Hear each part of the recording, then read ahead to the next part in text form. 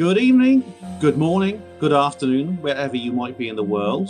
This is Apollo Detectives number 5. I am Ben Emlyn Jones, and I'm joined yet again by some of the greatest Apollo detectives in the world. In fact, we're all in different places, which is just as well, because if we're all in the same place and a bomb went off, the Apollo hoax community would run around like headless chickens. I'm joined this evening by some great guys.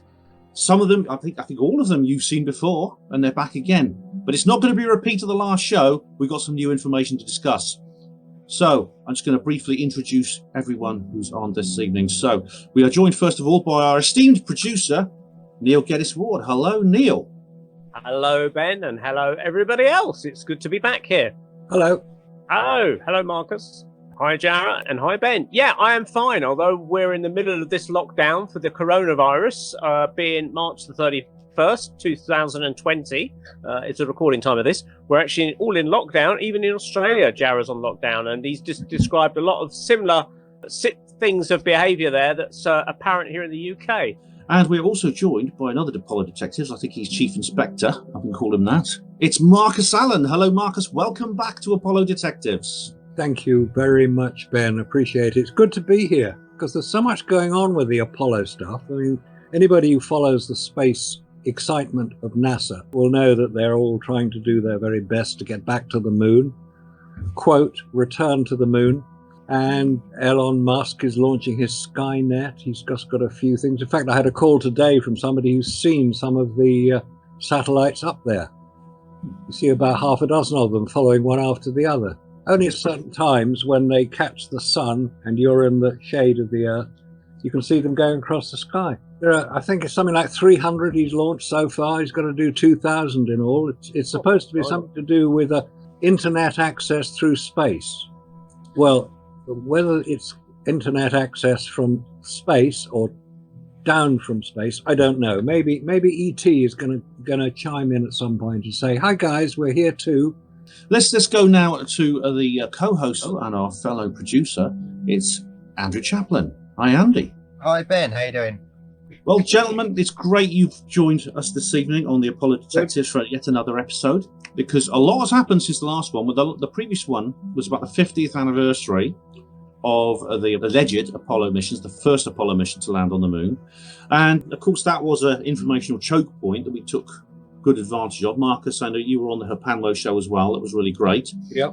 But since then, there's been a lot of updates, and in particular, something, Jarrah, I know you want to bring up, and this is a video that was actually made in the White House Oval Office. So what's that all about? Well, basically, this said Trump invited Michael Collins and Buzz Aldrin to the Oval Office, and also a few other officials from NASA. And they were basically, discussing, okay, this is the 50th anniversary. It's been all this time. Here's all the great things that we've done, and now we've got to look to the future.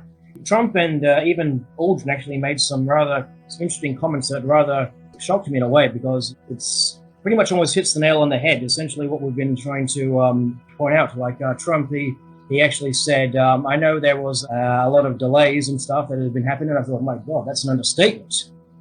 Then Aldrin, he actually brought up that he was very displeased with the progress of the new Artemis program. And he basically said, okay, in the 1960s, we had the Saturn V, we had this capsule. Basically, we could launch to the moon in like 3 years' time. Now we have a capsule. We can't even get the rocket registered. We've been trying to get all this, ready in time and stuff. Everything's been delayed. What went wrong? It's like a little wink to the hat, because he literally practically took the words out of our mouths, what we've been saying. Like, supposedly we went to the moon back in the 60s with this primitive technology. You think there would be the cities and bases on the moon by now, but instead it's just gone completely backwards. And the Orion program, if I recall correctly, was announced in 2004. Bush Jr., he used it as a re-election campaign. Yeah. Oh my God, that was nearly 20 years ago. Then Obama came along. He essentially cancelled all the moon landing aspects of it. Initially, he said, we can't afford to treat the taxpayers' money like it's monopoly money anymore, so we got to cancel the program. He came under fire as a result of that, so he came up with a bit of a compromise for that. We've been there before. Buzz has already been there. Let's just skip the moon, head off onto Mars and asteroids. Yeah, it's like it's really weird because Phil Cooch, the columnist at Nexus magazine, but he makes this good point that with 1960s technology, the Apollo mission was conceived of and succeeded within 8 years, actually. Well, less than that if you include Apollo 8.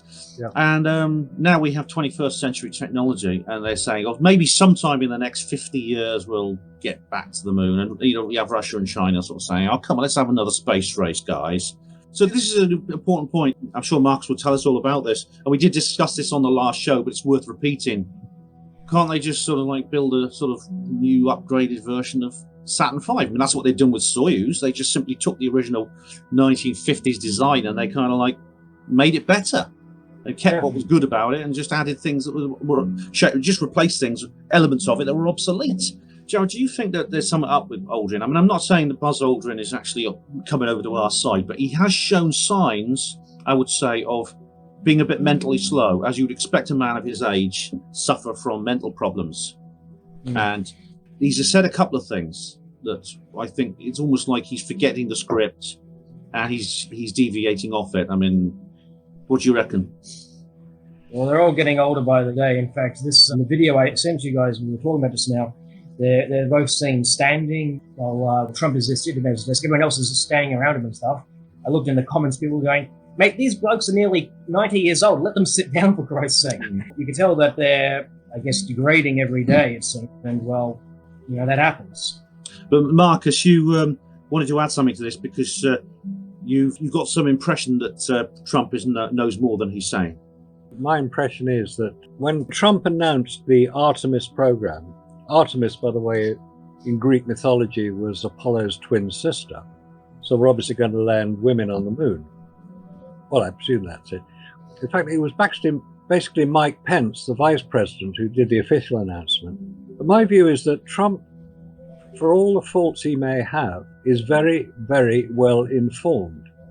I would find it very difficult to believe that he wasn't aware of some of the questions which have been raised about Apollo. He's got his ear to the ground. He's got a lot of people around him who are fully conversant with some of the more outrageous stuff that's going on. Now, if Trump is aware that there are questions about the Apollo mission as described by NASA, that famous agency, never a straight answer, if he's aware of some of these questions which have yet to be adequately answered, he can't come out and just say, oh, I don't think NASA know what they're doing. They're a complete load of idiots. And we put a few people in there. And, they got a new director there, Jim Bridenstine, who used to be a senator. So he's obviously controllable. If Trump is aware that there are question marks over Apollo, he's not going to come out and say, I think it was a load of rubbish. I don't think it happened. What he's going to do is to give NASA a realistic target. Oh, go back to the moon. 2024 is the official figure. That happens to be the end of, hopefully, Trump's second term. It all sounds very logical. It's very reasonable. If they can't do it, and this is 5 years from the announcement, 2019 was the announcement, if they can't do it in 5 years, Trump is likely to call them out. Trump doesn't stand for incompetence. He tends to call people out if they're not doing what they claim to be able to do. So if they can't do it, and NASA are already giving indications that they can't do it, they want another 4 years, 2028 they want to go to. This is going to be longer than it took Apollo from a standing start to allegedly getting onto the moon. So if they're supposed to be doing it again 50 years later, why is it taking longer than the first time? So Trump may start putting pressure on them. And he may start saying, oh, come on, guys, just dig out those old plans. You had a big rocket, Saturn V rocket. You had a lander back then. They haven't got a lander now. You've got the Orion craft, so that'll get you there. So what's the problem? Oh, we need more money. We've got to research it more. Well, didn't you research it the first time? Oh, we've got all this radiation problem. We've got to protect our astronauts. Well, you protected them the first time. What's the problem now? Just dig out the old plans and stick them in a capsule similar to it. And away you go. Now, if they don't achieve it, if they don't actually come up with the goods, i.e. allegedly land back on the moon by 2024, there are going to be more than Trump asking the questions. There are going to be a lot of other people saying, well, why was it so difficult now when it was so easy 50 years ago with the technology designed using slide rules, not computers even. What's the problem? Because there's nobody working at NASA now who worked at NASA in the 1960s. They've all retired or died or moved on. So there's nobody there now. So they're all enthusiastic, young, go-getting computer geeks who will dig out the old plans and see what they did the first time. Let's update. Oh, where are those plans? Oh, we lost them. Because the more stuff we can hear from NASA now, it appears that they are becoming fully aware that the first time it never really happened as described. And NASA are getting into a real problem with this. There was also another comment I saw about 2 or 3 weeks ago, following the announcement about the new Space Force, the sixth part of the US military, the Space Force. And the comment, it was almost an offhand comment saying, well, of course, NASA will be folded into the US Space Force, and then you won't hear any more about it. So it's as if NASA have had a death sentence passed on to them by the US Space Force. Whether that's correct or not, I don't know, because the Space Force, we don't really know too much about what it's intended for, what it's going to be doing. But NASA don't appear to be involved in any of the planning for the new Space Force operations. They haven't got the staff who can actually do the work. They haven't got the contractors who can do the work, because they don't know what they're doing either. The whole thing is so tied up with anomalies and inconsistencies and unexplained details. It's Apollo 2.0. It's as if Trump can't say it openly, but he's trying to paint NASA into a corner. Yeah. Which they can't get out without just admitting it. And then, I mean, maybe this could be a symbol, as a start of a change of the culture, maybe necessary to do this. I mean, Andy, what do you think, that we are approaching a point where the things we're talking about could be discussed openly? Absolutely. This has been planned for a long, long time, Agenda 21. And you'd think, we hear this word key workers, so we think of key workers like NHS, police, firefighters. Would you say a 5G worker is a key worker? Because apparently there's a ton of 5G towers going up everywhere. So I think what's going to happen, in answer to your question, Ben, I think the tinfoil hat people, i.e. us lot, we're going to be proven right. I don't want us to be proven right. I wish we were proven wrong, but I think time after time, it's a case of ticking the boxes, tick, tick, tick, tick, tick. And it's only a matter of time before they get down to the moon landings. And as Marcus rightly said, if Trump knows or suspects that we didn't go and is calling their bluff, and they say, actually, we can't make it in 5 years, I think that's going to be another tick in the box, really. I can't think, why do these people still cling to the idea that we went? I mean, I was telling you about the rocks picture that I've got from Apollo 17 in, I forget the crater now. So we should let viewers know that this is breaking news. This is completely new research. And if it's true, well, Neil, take it away. What's this all about? Now, I didn't discover this. This is not breaking news, this particular bit, but I just thought I'd show this. This is from Apollo 15. I did see this about a year ago on someone's recording, and I tracked it down. There's a footprint there, a load of footprints. There's the astronaut footprints there, you can see, with a large tread, but just where it's circled, you can see what appears to be the tread of someone else, another shoe. Someone thinks it's possibly a tennis shoe or something like that, which would have been probably quite easy to wear or common to wear at those times in the 70s. So it's a completely different tread pattern. Could it be identified with any particular make of shoe? Well, this is what I was wondering, if anyone knows what that tread pattern is. I mean, I'm just trying to think of the popular makes of, pumps or sneakers or whatever. Adidas comes to mind. I'll probably think of a counter argument that someone might make. So it's obviously the lower one is like a fresher one, and it's on top of what looks like the sneaker one. Somebody might argue that it looks like somebody's stepped there, but then maybe like twisted to the side slightly and then kind of like did another little step.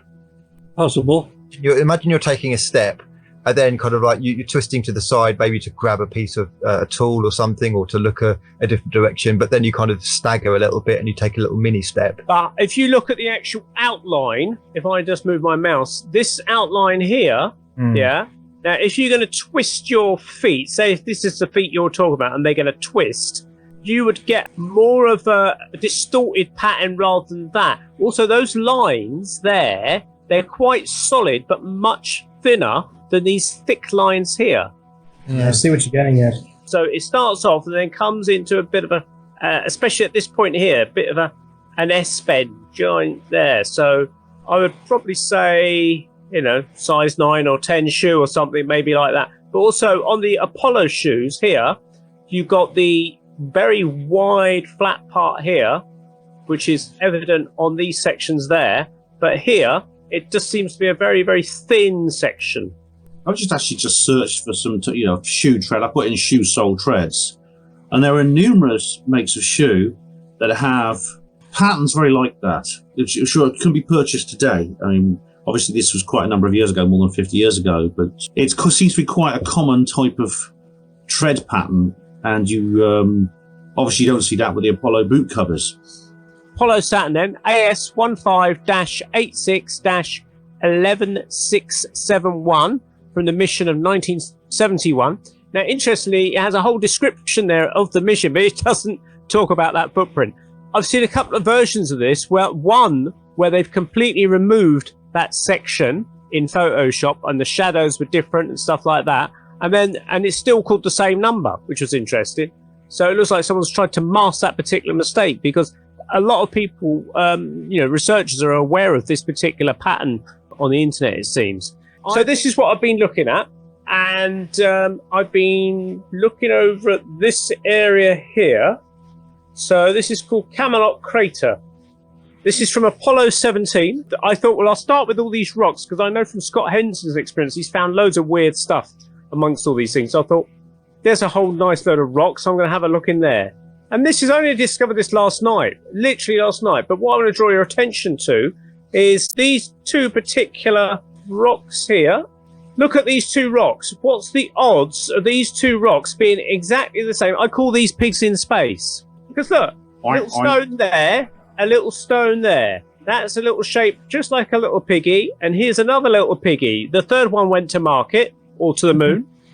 And they've got the same kind of shape here. They've even got little ears, as I call them, and little snouts. I know that people are saying, oh, it's pareidolia, they're not really pigs. I know that. But these rocks, what's the odds of those two rocks looking pretty much exactly the same, 98% the same? If you look at the shadow, the shadow effects are slightly different for the two rocks. I want to make a point here about when the skeptics say pareidolia, and they love the by the way, by skeptics, I mean skeptics in the kind of like metaphorical sense of the skeptic movement, not just the scientific skepticism itself. There's an audio version which is apophenia, and pareidolia is visual. It's where you see random shapes and you think that you are picking out an organized form within them. So, for example, you look at a cloud and you think, oh, that looks a bit like my grandmother's face, and things like that. Or you listen to a noise and you think you're hearing words. The problem with the pareidolia argument, which the skeptics do, is the same with when they call coincidence on everything, is that when you ask them, well, where's the statistical ceiling above which you'll stop saying that? Because if there is no cutoff point, it can be applied to anything. It's a get-out-of-jail-free card that can apply to anything. For example, they could say that the amazing mural in the Sistine Chapel in the Vatican City, that's a random splash of paint. Or Michelangelo didn't actually paint that. He just got angry one day and kicked some paint pots around, and he liked the pattern that emerged. Yeah. And you can't, unless the skeptics declare the statistical ceiling, you can't prove them wrong. I made this point when I was that they can't be proven wrong. You can't prove that's actually a painting. I made this point to Dr. Paul Rogers, actually. I used the example of winning the National Lottery 5 weeks in a row.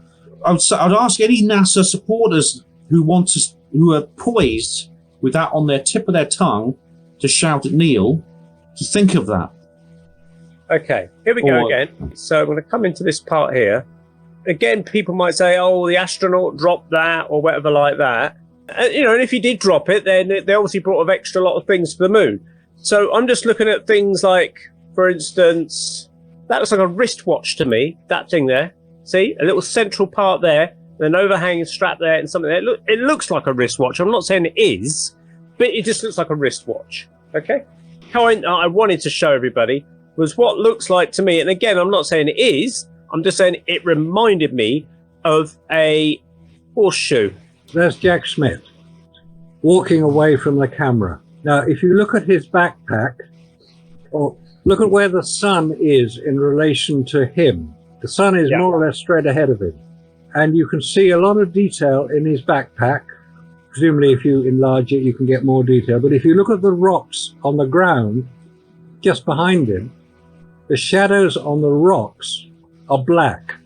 This is another example of the filling in light that, Marcus, you talked about previously with the shot of Aldrin coming down the Lem ladder. That's right, yeah. It's very similar, this, isn't it? It You can is. actually see the stars and stripes. You can see it looks like there's little pockets on the back. Yeah, you can see a lot of detail in the shadow of his backpack. Now, if he's being illuminated by this magical reflective property of the lunar surface, which is what the Apollo supporters always say it is, of course it reflects the light. Well, of course it does. You can see the damn thing from 250,000 miles away. It'll reflect light, but is it enough light to be reflected from that backpack and to be picked up on the film that was used to make this picture? It's photographic film, don't forget. It was not digital. It's been digitized to put it online. But the original image was on a photographic film. If you can lower the picture a bit so you can get the rocks in the picture at the same time as the astronaut, so we can see the shadows on the rocks. Now, they're quite close to the ground. So if this magical reflective property has any validity at all, you'd expect to be able to see more detail in that dark side of the rock than you would in the astronaut, who's a much higher up. Just straight logical thinking, this picture makes no sense at all.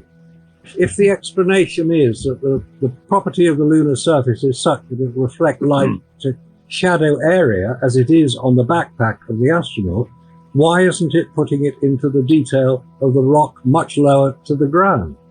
It's interesting to say that Bob Brannig's website has been taken down. I think he's been exposed for making so many errors in his calculation that he had to get it down. I mean, it's like one big monkey. He keeps coming up with these explanations, which when they're examined in any detail from a strictly technical point of view, make no sense at all.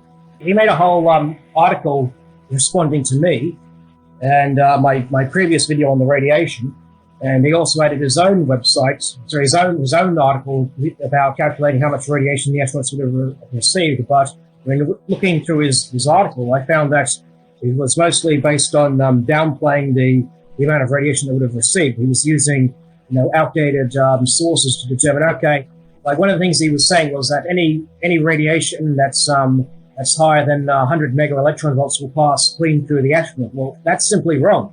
The radiation that they use in proton therapy, it's accelerated to something like 200 to even maybe 250 mega electron volts, and that's within the same energy range as what we get in the Van Allen radiation belts. Then he was also claiming that only radiation that's higher than 100 mega electron volts will get through the spacecraft.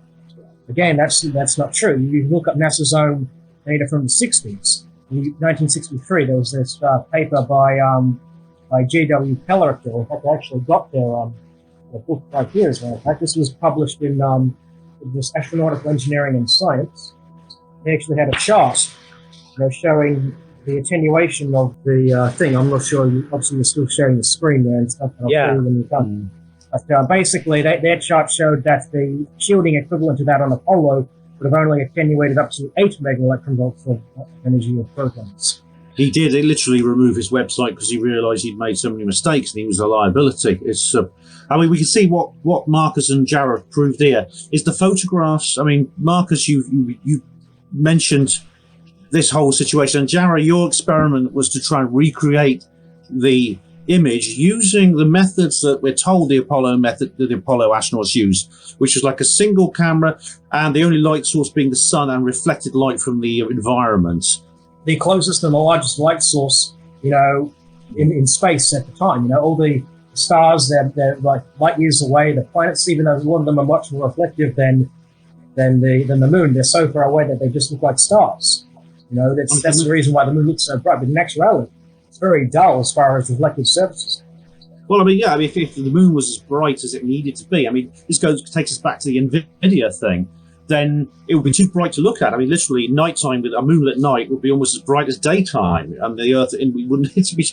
But what we see here is something which could only be created with multiple light sources, very carefully controlled, as David Percy and Mary Bennett says in their book. You need multiple light sources, fill-in light with proper reflectors and things like that to get the effect you're looking at. This is a studio-created image, and Marcus and Jarrah, I think, have proved that. In the temperature they've got there, we haven't even talked about the vacuum problems that are on the moon, which maybe if there's time we just cover it a bit. But one other point I'll say on this is that the book Full Moon by Andrew Chaikin, and one of the pictures in there, I think it was from Apollo 17, but I'd have to check it again, has exactly what Neil is pointing out. Duplicate parts of the picture appear as if it was the original image. And you could see there, because there are little groups of rocks in certain configurations which have just been duplicated in the picture to make the picture look better.